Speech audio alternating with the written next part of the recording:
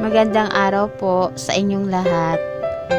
Ang kwentong ibabahagi ko sa inyo ay ang padala ni Lenny na taga Camarines Sur.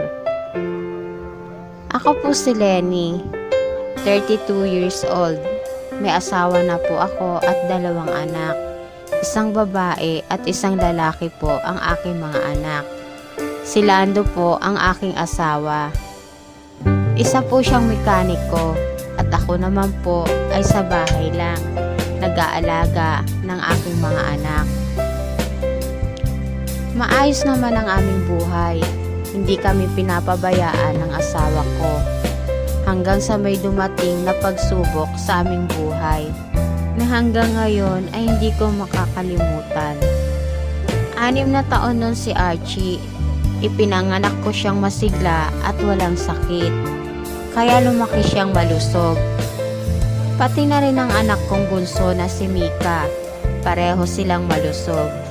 Nagulat na lang ako nang isang araw sobrang taas ng lagnat ni Archie. Dinala ko siya sa ospital.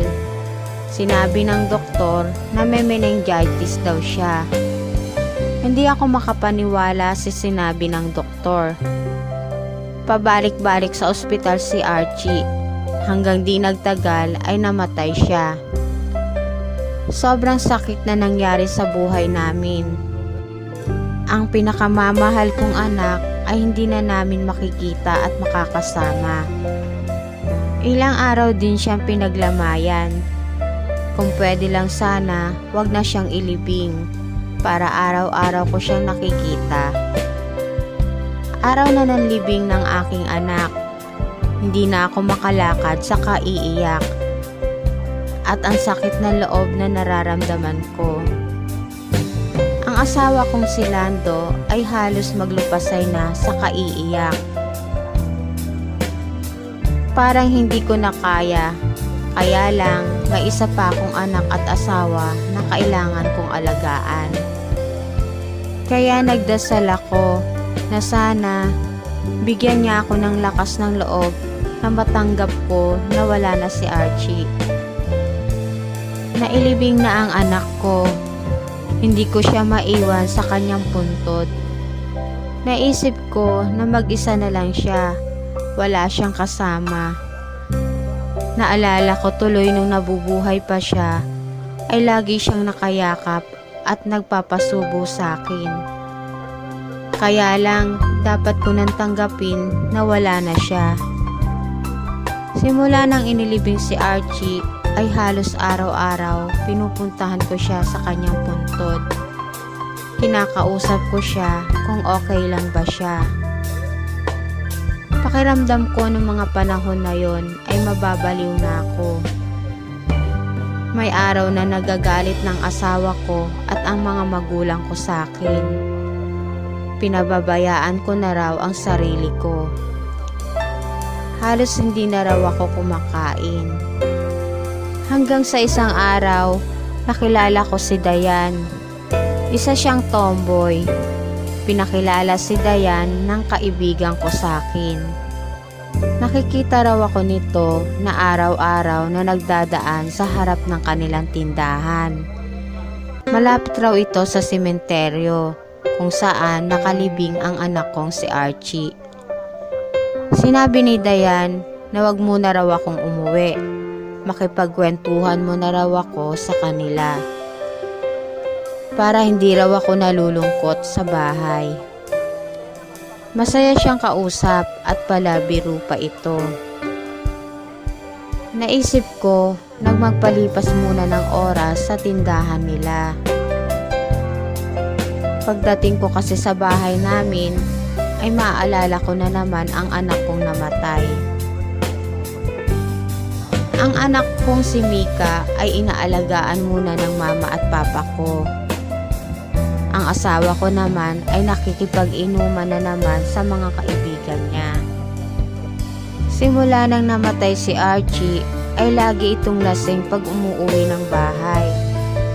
Hindi rin niya matanggap na wala na si Archie. Simula nang nakilala ko si Dayan ay lagi kaming nag-uusap.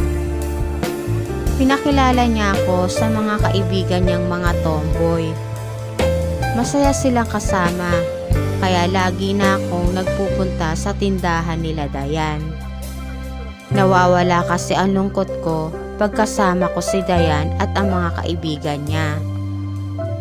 Ang mga bagay na hindi ko ginagawa noon ay ginagawa ko na. Simula nang nakilala ko si Dayan ay natuto na akong uminom ng alak at manigarilyo. Pero inililihim ko ang mga ito kay Lando at sa aking mga magulang. Alam ko kasi pag nalaman nilang umiinom ako't naninigarilyo ay magagalit sila, lalo na ang aking asawa. Simple lang akong babae nang nagkakilala kami ni Lando. Hindi ako nakikipagbarkada, hindi ako umiinom at hindi rin ako naninigarilyo. Yun siguro ang katangiang nagustuhan sa akin ng asawa ko. Kaya takot akong malaman niya. Hanggang sa isang araw, hindi ko na namalayan na nahuhulog na pala ang loob ko kay Dayan. Nagkaroon kami ng relasyon. Ewan ko ba, noong mga panahon na yon ay ang alam ko ay hindi siya boring kasama at maalalahanin siya. Ang alam nila Lando, sa sementeryo ako araw-araw pumupunta. Ang hindi nila alam ay minsan na lang akong dumadalaw sa puntod ni Archie. Umupa ng maliit na kwarto si Dayan para meron kaming tutuluyan pag umaalis ako sa bahay namin. Isang araw, kinausap ako ni Lando. May nakapagsabi raw sa kanyang kumpare niya na nakita raw ako na may kasamang mga tomboy. Sinabi ko kay Lando na mga kaibigan ko lang sila. Nagtaka ang asawa ko. Alam niya kasi, simula nang naging mag-asawa kami ay sa bahay lang ako. Hindi ako nakikipagkaibigan, lalo na sa mga tomboy.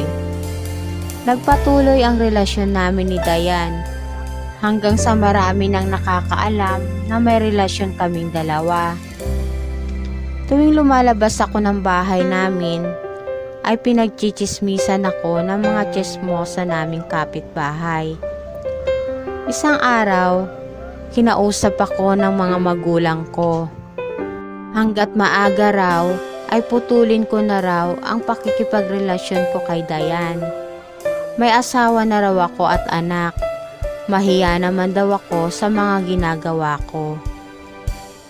Sinabi ko sa kanila na chismis lang yon, hindi totoo yon. Sinabi ko rin na kaibigan ko lang si Dayan. Kahit na hindi ko aminin sa asawa ko na may relasyon kami ni Dayan, ay alam kong hindi siya naniniwala. Tahimik lamang ito sa mga naririnig niyang chismis sa akin. Hanggang sa nahuli niya kaming dalawa na nag-uusap sa kwarto na inuupahan namin. Hindi siya nag-iskandalo.